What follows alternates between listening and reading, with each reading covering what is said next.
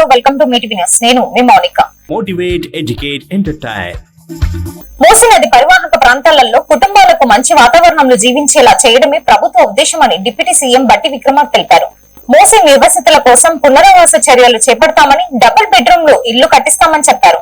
వారి పిల్లలకు చదువుకునేందుకు అవకాశం కల్పిస్తామన్నారు. మూసీ ప్రక్షాళన చేయకపోతే విజయవాడ లాంటి పరిస్థితులు వచ్చే అవకాశం ఉందన్నారు.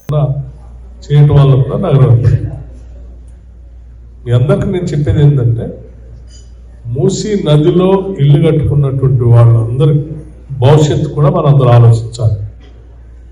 అక్కడ వాసన, అక్కడ ఉన్నటువంటి వాతావరణం వాళ్ళ ఆరోగ్యానికి కూడా మంచిది కాదు.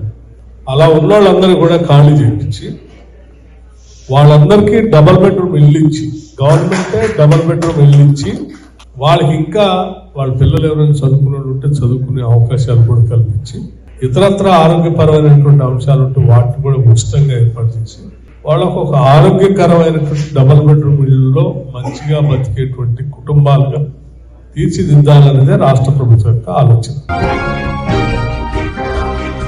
అమెరికాలోని పలు రాష్ట్రాలలో చిగురాటకుల్లా వణికిపోతున్నాయి. లక్షలాది మంది ఆకలితో అలమటిస్తున్నారు. అయినా ప్రభుత్వం ఎలాంటి చర్యలు చేపట్టడం లేదంటూ అమెరికన్లు నెట్టింట విమర్శలు చేస్తున్నారు. స్థానికులే స్వచ్ఛందంగా తమ ప్రైవేట్ హెలికాప్టర్లలో బాధితులకు సామగ్రిని అందిస్తున్నట్లు చెప్తున్నారు. బ్రిడ్జిలు కూలిపోవడంతో రాకపోకలు నిలిచిపోయాయని ఆర్మీ అధికారులు నిద్రలేవంటూ మండిపడుతున్నారు.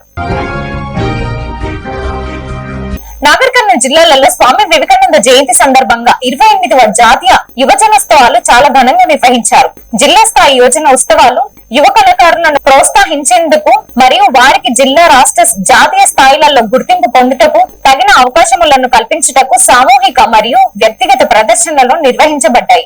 జిల్లా స్థాయిలలో మొదటి బహుమతి పొందిన వారిని రాష్ట్ర స్థాయి యోజన ఉత్సవాలలో పాల్గొన్నటకు పంపుతామని తెలిపారు.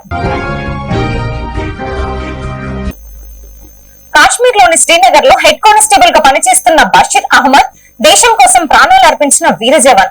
చనిపోయే ముందు ఉగ్రవాదిని చంపి వీర మరణం పొందిన బషీర్ అహ్మద్ తాను చనిపోయే స్థితిలో ఉన్న కనీసం ఒక్క ఉగ్రవాదినైనా వెంట తీసుకుపోవాలనుకున్నారు. అమర వీరుడైన బషీర్ అహ్మద్ కి రాష్ట్ర పోలీస్ శాఖ ఘన నివాళులు అర్పించారు. Thanks for watching. చూస్తూనే ఉండండి మీటివి న్యూస్.